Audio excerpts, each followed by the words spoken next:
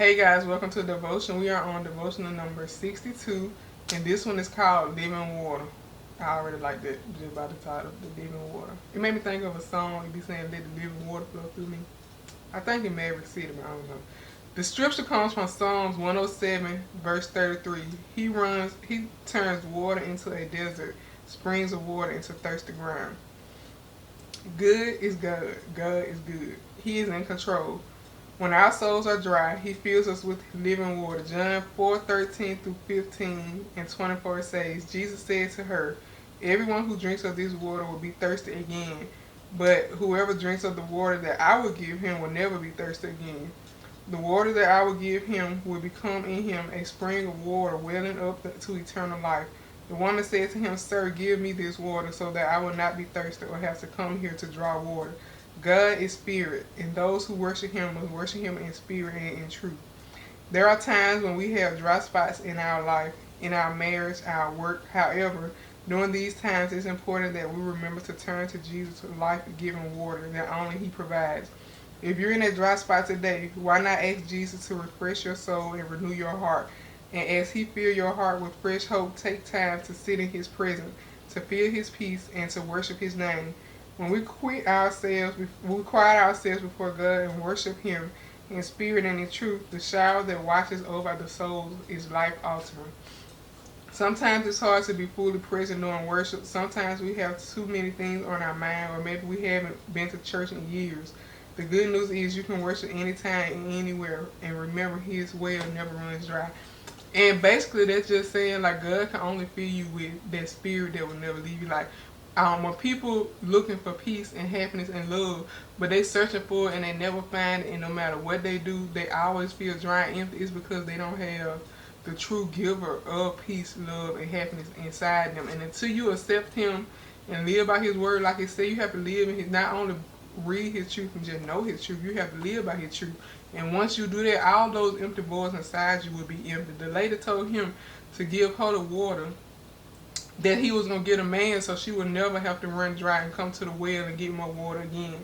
Because God, once you put God in you, he is forever in you. That's why like when you dedicate your life to Christ, and then you on a good scratch and you living by the word, doing good, reading your word, doing your devotionals and stuff, then you hit this stump where you fall back to your flesh, or either you do something worldly and you feel bad about it, and you just feel guilty, and like you just feel like you just don't have no remorse for yourself because you're so mad at yourself for doing it. And that's because God is still within you. He's in you, and you know that you wrong for what you did, but it's okay because he gonna forgive you. You just gotta get back on track and do what you're supposed to do. But you can't keep falling to your flesh. Like I know they said, I know we human, we gonna make mistakes, but it's whether you making the same mistake over and over again that you constantly asking God to forgive you for. And I on screenshot a thing off of TikTok. I gotta make it. Make sure I'm telling y'all right. I don't want to say it wrong. I guess I erased it. But it said basically, I think it was saying like you can't keep asking God to save you from the same thing you keep running to. So you can't keep asking him to save you over and over from the same sin that you keep running to. I mean, like the same relationship, the same sin, the same addiction. If you ask God to forgive you from, you cannot keep running back to it. It was something else in here I wanted to say.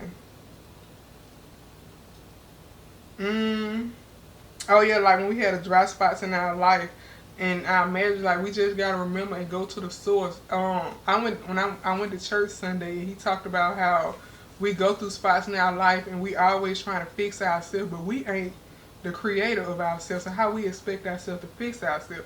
Just like a car. When something happens to our car, we'll be trying to find a cheaper way out. We're getting that car fixed, but we never could get it fixed and end up spending more money than we would have spent when we went to the dealership. Instead of taking that car to the maker and letting the maker fix it, because why? They have the manual. When stuff happen in our life, why not just go to the creator and use the manual, the Bible that he has given us to fix our life? Because whether we know it or not, every situation we go through in life is in the Bible. And people fail to realize that they're like, that's just a book, and all that kind of stuff, baby. When I tell you every situation you can ever think you'll go through in life that happen, and it's in the Bible, and they're gonna tell you how to get through it and what you need to do. We just have to get in our word. I'm telling y'all, if you get in your word, You'll be fine. And you got this says, whether in times of drought or prosperity, you can always be refreshed with the living water Jesus provides. He loves you more than you will ever imagine. He desires you to seek and be filled with his love, grace, and mercy. Are you in a time of drought, joy, despair, or hope? No matter where you are, Jesus is with you. Seek him today and every day. And I feel, and people, we need to realize too, like, just because we're going through hard times, that's not the only time we should be, praising God, crying to him, and worshiping him. We should also do the same thing when life is good, because it wouldn't be good if it wasn't for him.